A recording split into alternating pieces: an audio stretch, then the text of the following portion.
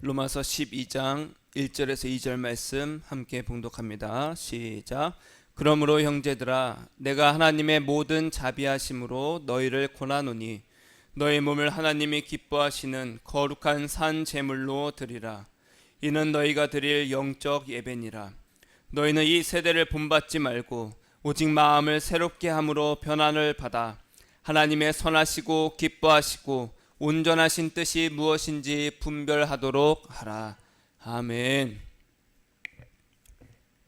예수 사랑의 변화라는 제목으로 말씀을 증거하고자 합니다. 따라하겠습니다. 예수님, 예수님의 사랑으로 변화시켜 주세요. 예수님을 사랑합니다. 아멘. 아멘. 옛날에 전쟁 당시에 군대에서 군 보급품을 이제 잘 나오지 않았을 때에 이 병사들이, 군인들이 이 속옷을 일주일째 못 갈아입고 있었어요.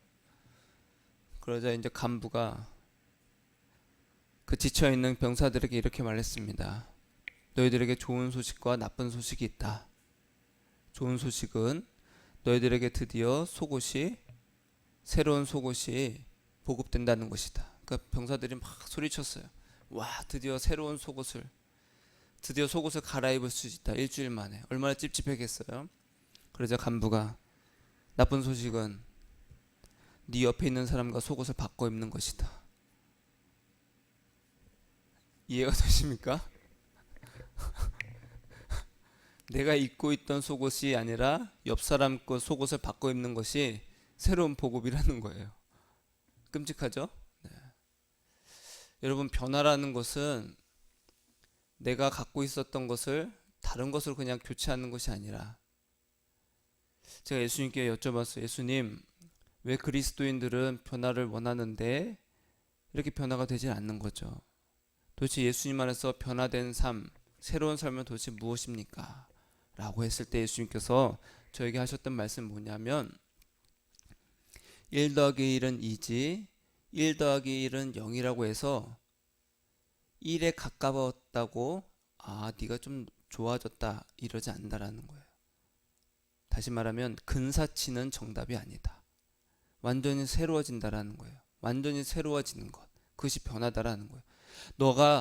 너를 위해서 살던 삶에서 완전히 나를 사랑하는 삶으로 변화되는 것이 내가 원하는 변화고, 그것이 진정 나를 믿는 것이다, 이렇게 말하는 거예요.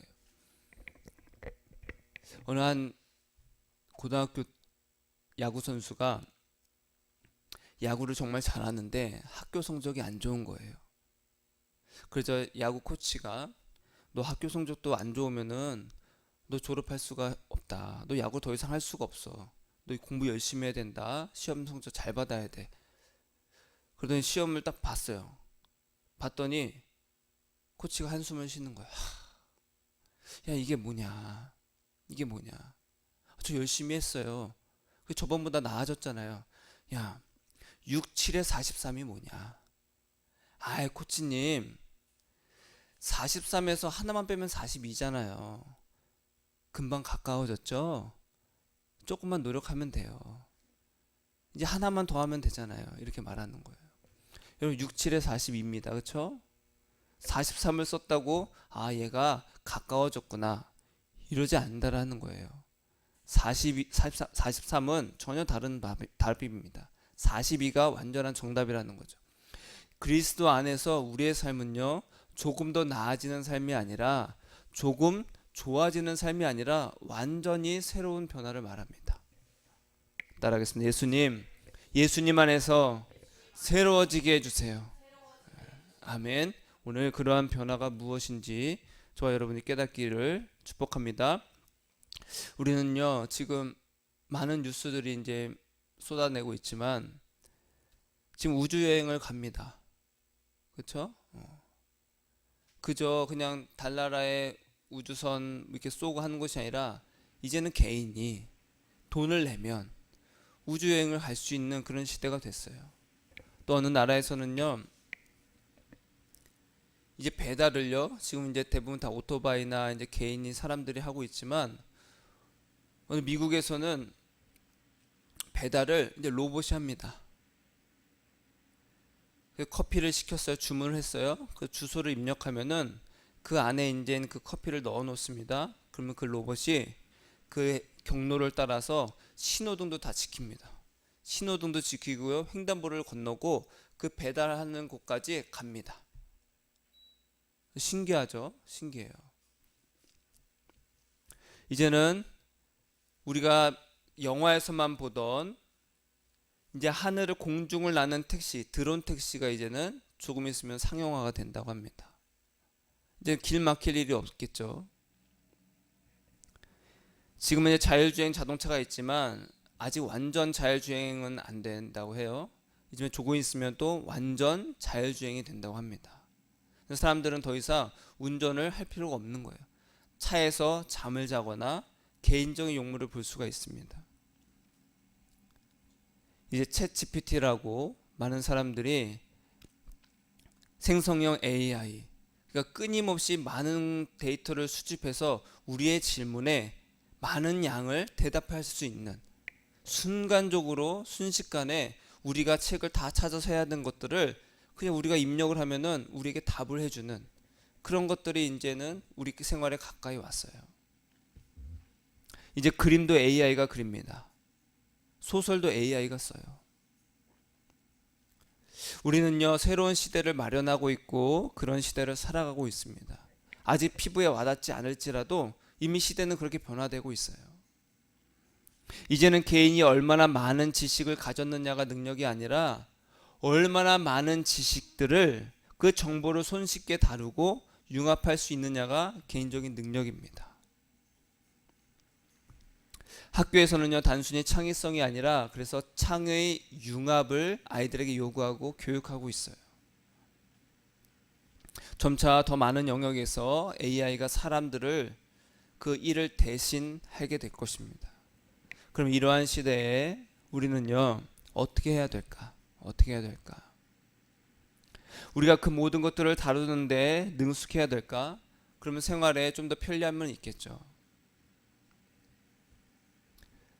그런데 그렇지 않습니다. 왜냐하면 우리는요, 영적인 존재입니다.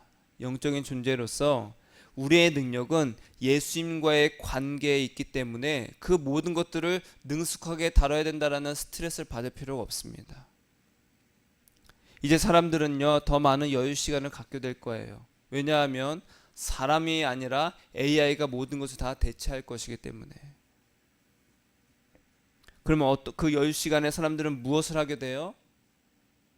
무엇을 하게 될까요? 생각이 많아집니다. 아, 나는 왜 살까? 나란 존재의 의미는 도대체 뭘까?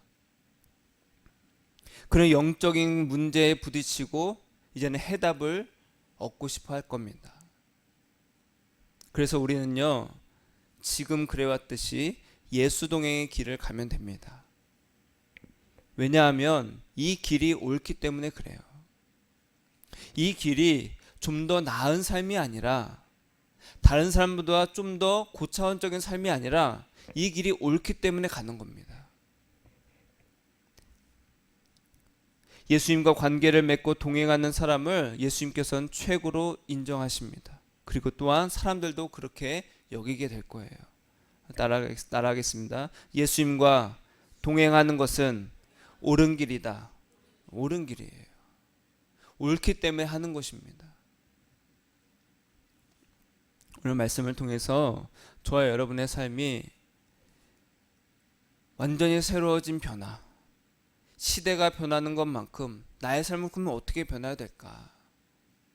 그래서 오늘 깨닫는 은혜가 있기를 축복합니다. 1절에 보니까 그러므로 형제들아 내가 하나님의 모든 자비하심으로 너희를 권하노니 너희 몸을 여기서 몸이라는 것은요, 이 육체를 뜻하는 단어가 아닙니다. 몸이라고 번역이 되었지만 이 육체가 아니라 뭐냐?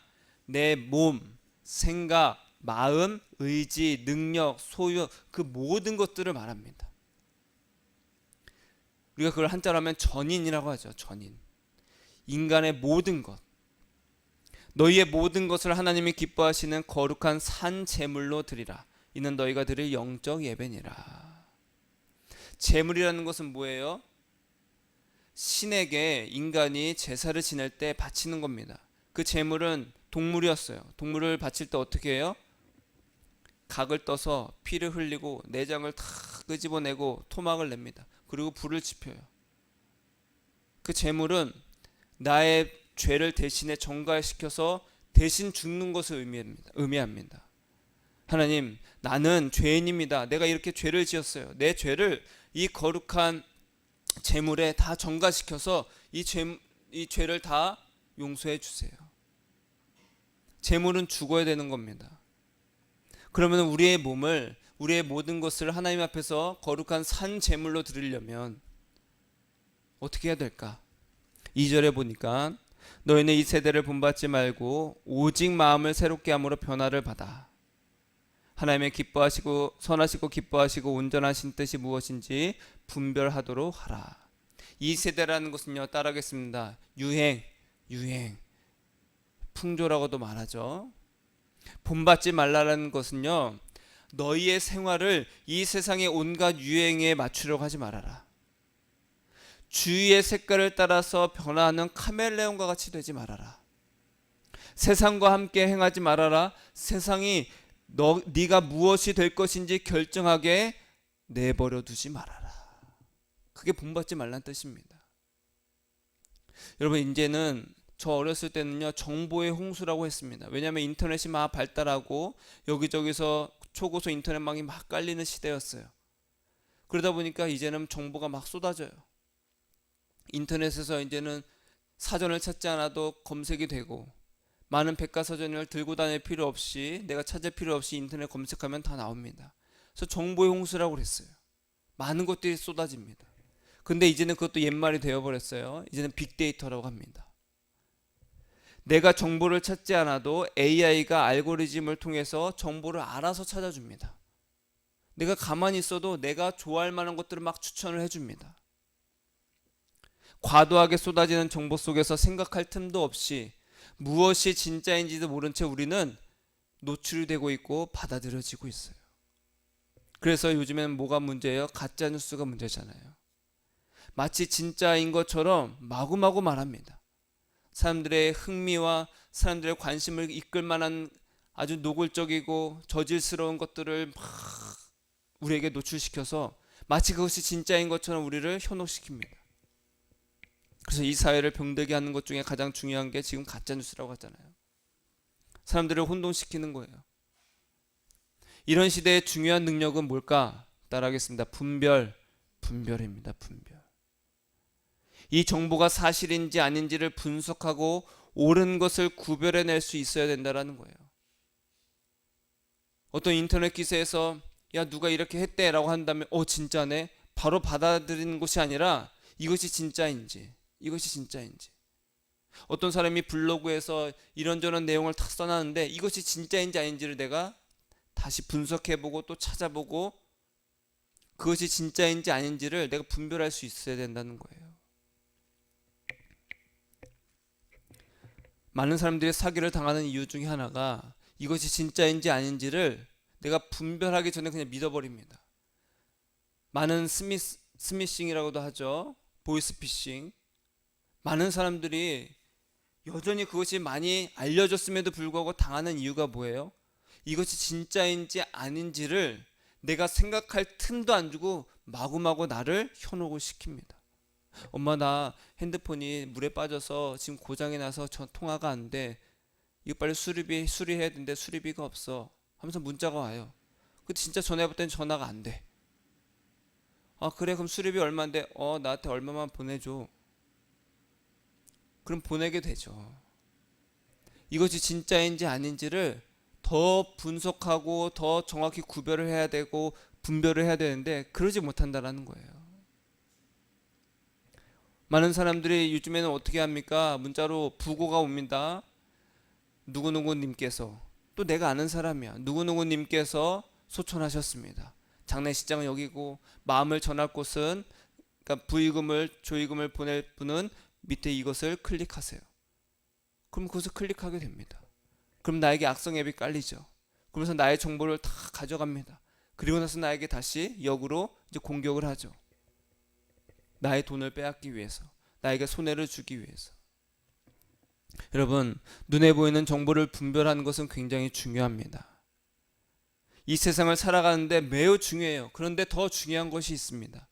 그 이면에 보이지 않는 그 뜻을 파악하는 영적인 분별은 너무나도 중요하다라는 거예요. 왜냐하면 눈에 보이는 모든 것은요, 내 육신을 위한 유행을 따르게 하기 때문에 그렇습니다. 여러분, TV를 보더라도, 내가 인터넷 기사를 보더라도, 무엇을 보든지 간에 다 육을 위한 유행을 따르게 말하고 있습니다.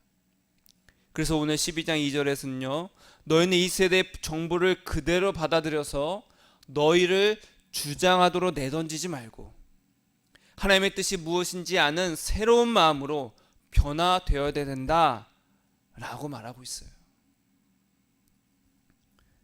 여러분, 우리의 마음이 변화되어야 될 목적은요, 따라하겠습니다. 하나님의 뜻을 알고 분별하기 위함이다. 우리의 변화는요, 왜 변화해야 되냐? 내가 조금 더 나은 삶을 살기 위한 것이 아닙니다.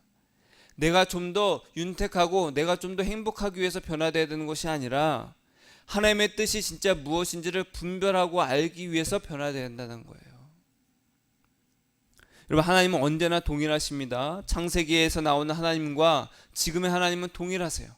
그러나 하나님의 표현은요, 하나님의 전달 방식은 시대마다 계속해서 달라지고 있어요. 무슨 말입니까? 하나님은 오직 하나만 우리에게 말씀하시는데 예수님만 우리에게 증거하고 계세요. 예수님만 나타내시는 것은 동일하지만 그 예수님을 말씀하시는 방법은 다르다라는 거예요. 제가 고3에 이제 수능이 끝나고 이제 어머니께서 핸드폰을 사주셨습니다. 핸드폰을 딱 샀는데 너무나도 좋은 거예요. 근데 그 당시 핸드폰은요, 통화, 문자밖에 안 됐습니다. 벨소리도요, 16화음이었어요. 16화음. 16화음이 뭐지? 그러겠죠. 16화음이었어요. 띠띠띠 띠띠띠띠 벨소리가 그런 거였어요. 어디를 가든지 전화가 온다, 그것만으로 신기했습니다. 그때는 스마트폰이 없었습니다. 그래서 어떠한 것을 찾고자 할 때는 이 핸드폰을 갖고 하는 것이 아니라 내가 도서관을 가거나, 그래서 가서 내가 백과사전을 찾고 서점을 가서 내가 책을 찾아봐야 정보를 얻을 수가 있었어요. 근데 지금은 어때요? 스마트폰이 있습니다. 스마트폰이 있기 때문에 지금 하나님은요, 2000년 전에 말씀하시는 것이 아니라 지금 우리에게는 스마트폰을 통해서, AI를 통해서, 드론을 통해서, 자율주행을 통해서 우리에게 빗대어서 말씀하신다라는 거예요. 이해가 되신가요? 제가 고등학교 때 썼던 핸드폰 방법대로 지금 스마트폰을 사용한다면 저는요, 많은 것을 얻을 수가 없습니다. 여전히 스마트폰을 갖고 있으면서 여전히 야, 그거 뜻이 뭐지? 내가 도서관에 가서 좀 알아볼게. 그러질 않는다는 거예요. 잠깐만 기다려. 버튼 몇 번 누르면 됩니다. 터치 몇 번 하면 다 알 수가 있어요. 우리가 하나님의 뜻이 무엇인지라고 말하면서 끊임없이 수천 년 전의 이야기들을 갖고 하나님의 뜻이 무엇일까라고 하지만 하나님은 지금 말씀하시는 분이라는 거예요. 그래서 마태복음 10장에 예수님께서 이렇게 말씀하셨어요. 너희를 넘겨줄 때 너희가 어떻게 또는 무엇을 말할까 염려하지 말라. 그때에 너희에게 할 말을 주시리라. 그때에. 말 안에 있는 너희가 아니라 너희 속에서 말씀하시는 이 곧 너희 아버지의 성령이시니라. 여러분, 2000년에 핸드폰을 다루는 방법과 지금 전혀 다릅니다. 지금은 무선 충전도 됩니다. 그 예전에는 어떻게 했어요? 손을 이렇게 다 꽂고 다녔어요. 보조 배터리 없었습니다. 지금 보조 배터리를 다 갖고 다니잖아요. 지금과 전혀 다르게 사용합니다. 예전 방법을 지금도 고수하면 저는 아마 바보라는 소리가 들릴 수도 있겠죠. 마찬가지로 예수님은 성령으로 우리와 함께 하셔서 그때그때 할 말을 주신다라는 거예요. 그때그때.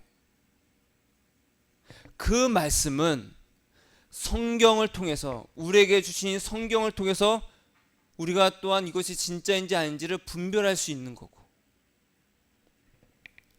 하나님의 방법은요, 그때 필요한 것을 우리에게 주시지 10년 전, 20년 전에 했던 것으로 우리에게 말씀하시지 않는다는 거예요.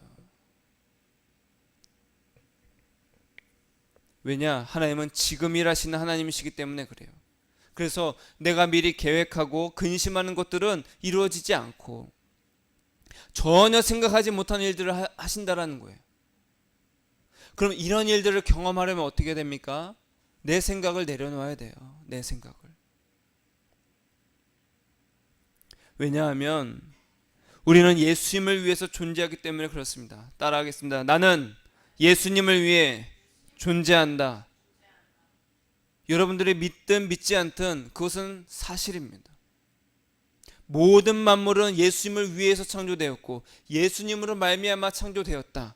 이 말씀을 믿는 자는 나는 예수님을 위해서 존재하는구나. 여러분, 인생 살면서 얼마나 힘든 일이 많습니까? 어려운 일 얼마나 많아요. 수많은 가시밭과 험한 골짜기가 있습니다. 저 가시밭 나 가기 싫은데, 저 깊은 산골 가기 싫은데, 무서운데. 하지만 인생이 나의 것이 아니라면 그런 것들은 나에게 아무 의미가 없다라는 거예요. 중요하지 않아요. 염려가 없어요. 왜?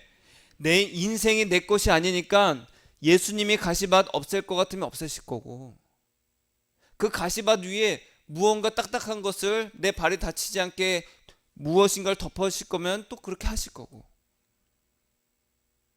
아니면 그냥 두시려면 예수님이 그냥 두실 것이고, 이런 마음이 하나님의 뜻을 아는 새로운 마음이라는 거예요.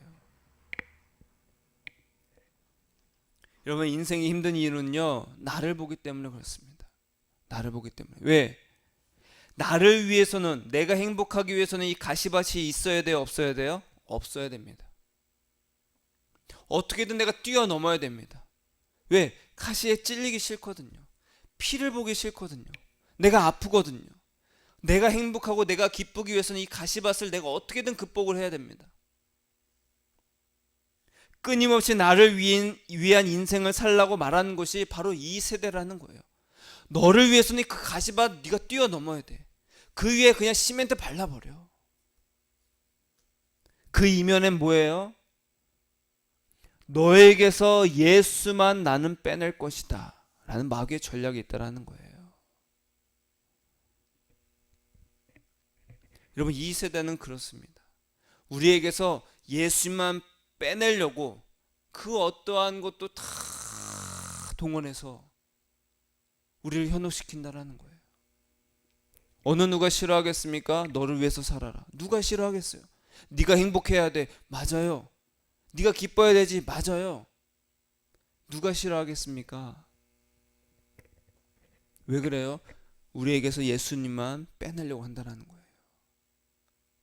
그래서 우리는 하나님의 뜻을, 그 뜻을 아는 마음으로 새롭게 변화해야 된다는 거예요.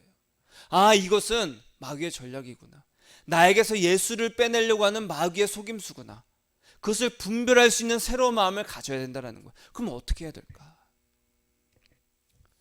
한국전쟁 당시에 중공군이 미군을 사로잡아서 포로로 끌고 왔습니다. 근데 이 미군들이 포로로 있었을 때 자기 미국에 있는 가족들에게 편지를 쓰고 싶어 했어요. 왜? 나는 여기 살아있다. 이걸 알리고 싶은 거예요. 근데 이 중공군이 그것을 알았어요. 근데 편지를 쓸 때 편지의 내용을 다 검열을 한 다음에 미국에 보내게 됩니다. 그러면 이 미군들이 편지를 쓸 때, 가족들에게 편지를 쓸 때 중공군에 대해서, 중국에 대해서 비방하거나 중공군 나쁘다, 이 사람들이 날 얼마나 많이 괴롭히는데 라고 쓴다며 그 편지를 보낼까요? 안 보내겠죠. 다 검열을 하니까. 그럼 어떻게 하면 보내질까? 내가 지금 여기에 포로로 있지만 나 여기 생활 괜찮아. 의외로 여기 사람들이 잘해줘. 중공군이 생각보다 나쁜 사람들은 아니야. 이 사회민주주의 우리가 그렇게 배웠던 것처럼 나쁜 것은 아니더라. 그렇게 옹호하는 글을 편지에 쓰면은 그 가족들에게 붙이겠습니다. 그러면 내 편지가 가족들에게 전달되려면 내 내 입장과 내 생각과 상관없이 무조건 중공군의 입장을 우호하는 내용을 의도적으로 첨가해야만 했어요. 또 이런 일도 있습니다. 미군 포로들은요, 담배를 너무 피고 싶은 거예요. 담배를 너무 피고 싶으니까 어때요? 어디 가서 살 수가 없잖아요. 자기들은 포로니까. 근데 중공군이 그걸 알았어요. 아, 이들이 담배를 얻고 싶어 하는구나. 그래서 뭘 하게 되냐? 백일장을 엽니다. 백일장. 글을 쓰게 해요. 무엇에 대해서? 중공군에 대해서, 중국에 대해서, 그들의 정치 체계에 대해서, 그들의 사상에 대해서 백일장을 쓰게 합니다. 그 상품을 담배로 걸었어요. 그러면 저 담배의 상품을 얻기 위해서는 내가 글을 어떻게 써야 돼요? 그들을 비난하고 잘못됐다고 비판해야 돼요? 아니죠. 우호적이고 그것을 찬양하는 글을 써야 됩니다. 그런 글을 쓴 사람들에게는요, 담배를 포상으로 줬어요. 그것이 한 번, 두 번, 처음에는 참가를 잘 안 했겠죠. 내가 담배를 안 피고 말지. 어떻게 글을 쓸 수 있겠어? 근데 누군가가 용기를 내서, 그런 용기 내면 안 되는데 그런 용기를 내서 글을 써서 담배를 피고 있는 거예요. 근데 그 옆에서 사람들이 어떻게 돼요? 그래, 나는 내가 사실은 이것을 너무 싫어하지만 그냥 내가 살기 위해서 내가 쓴다. 나는 원래 그런 사람이 아니야 라면서 하나 둘씩 점점 많은 사람들이 중공군을 옹호하고 사회민주주의를 옹호하는 글을 막 글짓기를 하기 시작했어요. 그러면 이 중공군에게 우호적일수록 상을 받을 확률이 높겠죠. 그래서 점차 많은 포로들이, 미군 포로들이 우호적인 글들을 제출하게 됩니다. 자, 그러나 드디어 이제 전쟁이 끝났습니다. 그리고 미군의 포로들이 이제는 자기 나라로, 미국으로 다 돌아가게 됐어요. 미국으로 귀환한 후에 미국 사회는 큰 충격에 빠지게 됩니다. 왜냐하면 이들이 민주주의를 부정하고 중국의 정치 체제에 호의적인 태도를 보이게 되는 거예요. 어떻게 그랬을까? 어떻게 그랬을까? 바로 중공군의 세뇌를 당한 거였어요. 여러분, 세뇌의 기본은요, 정보의 통제입니다.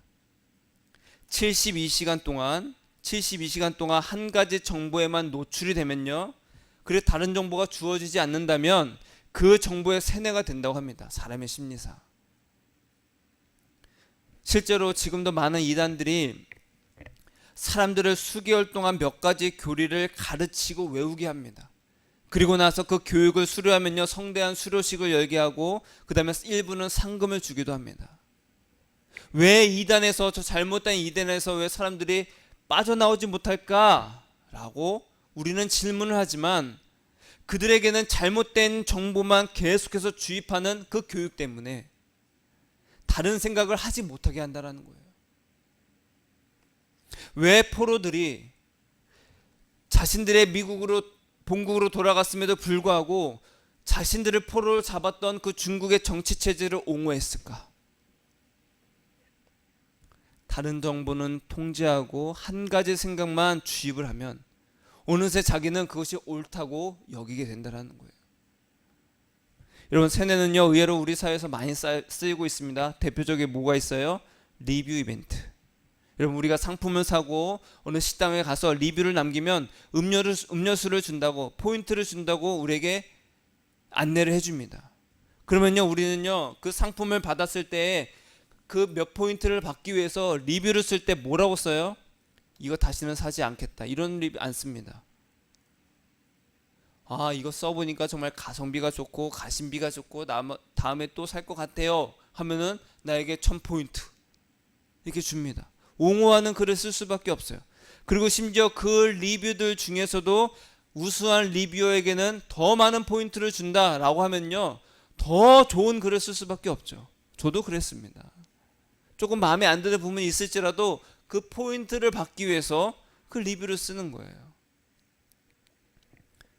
그럼 리뷰에 참여했던 고객은 앞으로도 그 제품을 또 참여할, 또 제품을 사용할 확률이 높아지죠. 마찬가지입니다. 왜 예수를 믿으면서도 나를 위해 살아갈까? 왜 이 세대의 풍조를 따라서 내 행복을 위해서 예수를 믿을까? 왜 마음이 새로워지지 않을까? 왜 변화가 없을까? 예수님 당시의 유대인들은요, 하나님을 섬기는 사람들입니다. 철저하게 예배를 했고요, 철저하게 율법을 지키고 철저하게 11조를 했습니다. 그들은요, 자신들을 스스로 자랑스럽게 여겼어요. 그런데 그들은요, 예수님을 고발하고 십자가에 달려 죽게 했습니다. 왜 그랬을까요? 요한복음 8장에 예수님께서 이렇게 말씀하십니다. 37절에 내 말이 너희 안에 있을 곳이 없으므로 나를 죽이려 하는도다. 왜 그런다고요? 따라하겠습니다. 예수님 말을 안 듣는다. 그들의 영이 마귀의 음성을 듣고 예수님의 음성은 철저하게 통제를 했습니다. 안 듣는 거예요. 마귀의 음성을 듣게 되니까 예수님의 말이 내 마음에 머물 곳이 없어요. 입술로는 하나님을 섬기고 있고 생활로는 그렇게 보일지라도 사실은 마귀를 섬기고 있다는 거예요. 자신을 위해 산다라는 거예요. 너희는 너희 아비에게서 났으니 너희 아비의 욕심대로 너희도 행하고자 하느니라. 내 말을 깨닫지 못하느냐? 왜냐하면 내 말을 들을 줄 알지 못한다. 안 들리는 거예요. 왜 많은 사람들이 모이는 곳을 딱 보면요, 공통적인 것이 있습니다. 무엇이 있습니까? 다 사람들을 향하고 사람들의 행복과 나를 위한 것들을 말하는 곳에 사람들은 다 몰려갑니다. 나 잘되고 내가 뛰어나고 내가 정말 이 세상에 하나밖에 없는 귀한 존재고, 다 좋은 말입니다. 다 사실이기도 하고요. 그런데 그것을 통해서 뭘 한다고요? 예수님만 빼내려고 한다는 거예요. 이 세대는요, 자기를 사랑하는 것이 옳다고 여깁니다. 당연하다고 여겨요. 심지어 기독교 강연에서도 그렇게 말합니다. 하나님은 당신을 사랑하십니까? 사랑하십니다. 그러니 당신도 자신을 사랑하세요.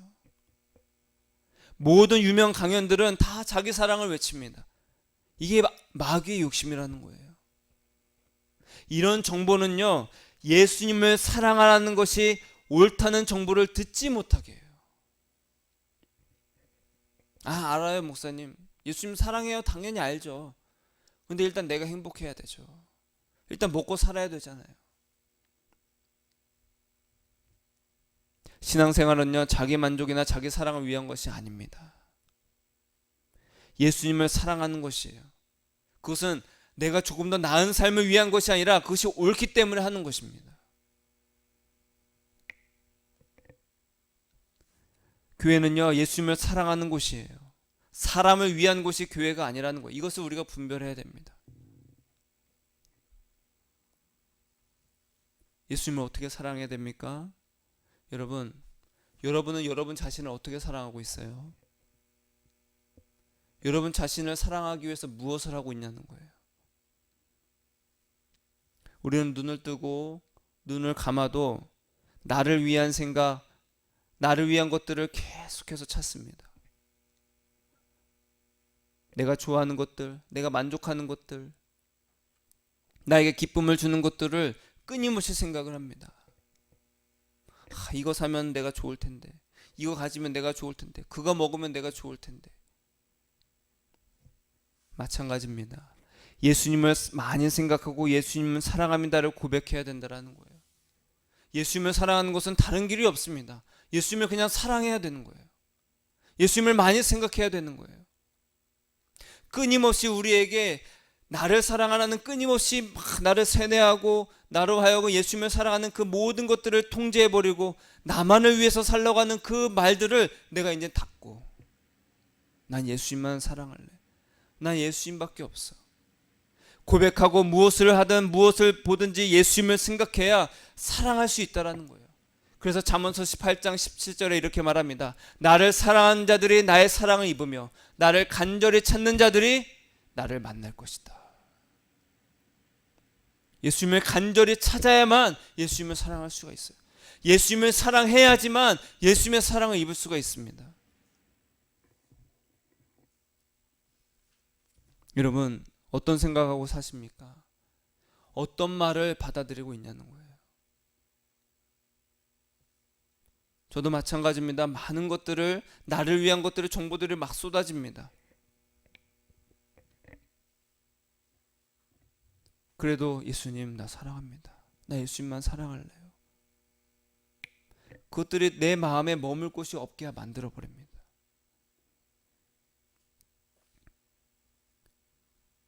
우리는 어떤 말을 듣느냐에 따라 사람의 생각이 바뀌고 그 생각이 나를 만든다는 것을 압니다. 그래서 잠언서 23장 7절에 이렇게 말하죠. 무릇 그 사람의 마음의 생각이 어떠하면 그의 사람됨을 그러하다. 그 사람이 무슨 생각을 하든지 그 사람이 그러하다라는 거예요. 나를 위한 생각을 우리는 가득 차 있습니다. 그렇게 끊임없이 이 세대에 우리가 세뇌를 당하고 있어요. 너를 위해 살아라. 너의 욕심대로, 너의 만족대로, 너의 행복을 위해 살아라. 우리는요, 내 안에서 말씀하시는 예수님의 음성을 들어야 됩니다.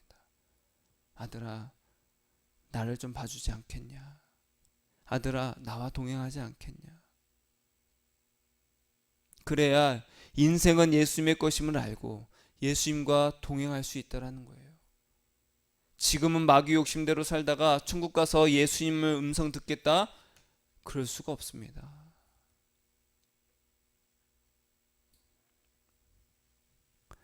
예수님을 사랑하는 자들이 예수님의 사랑을 입습니다. 예수님을 사랑한다고 말하시고 계속해서 예수님을 생각하시기를 축복합니다. 그것이 우리에게 변화라는 거예요. 나를 사랑하는 것으로부터 이제는 예수님을 사랑하는 것으로의 변화가 완전한 변화예요. 하나님의 뜻은 무엇입니까? 너희 안에 예수만 있기를 원한다. 너희 안에 예수만 있기를 원한다. 그래서 예수님만 사랑하는 것이 무엇인지를 분별해야 된다는 거예요. 그것이 우리 안에 새로운 변화입니다. 그렇게 되면 예수님의 사랑이 우리를 사로잡고 저와 여러분을 사로잡고 저와 여러분의 마음이 하나님의 뜻을 분별하는 새로운 마음으로 변화될 것이에요. 그렇게 변화되기를 축복합니다. 무엇이 예수님을 사랑하게 하는지, 무엇이 나를 사랑하게 하는지를 분별하시기를 축복합니다. 그래서 예수 사랑으로의 변화로서 온전히 하나님의 뜻을 분별하는 저와 여러분이 되어서 예수님의 사랑을 많이 입는, 그래서 예수님을 간절히 찾아서 예수님을 만나고 예수님의 음성을 들음으로 그 가시밭길이 아무렇지 않게 되는 참된 위로와 평안을 누리는 저와 여러분이 되기를 예수님의 이름으로 축복합니다. 따라하겠습니다. 예수님, 예수님을 위해서 살겠습니다. 나를 사랑하지 않고 예수님을 사랑하겠습니다. 예수님을 생각합니다. 예수님을 사랑합니다. 그렇게 새롭게 변화되는 저와 여러분이 되기를 예수님의 이름으로 축복합니다. 기도하겠습니다.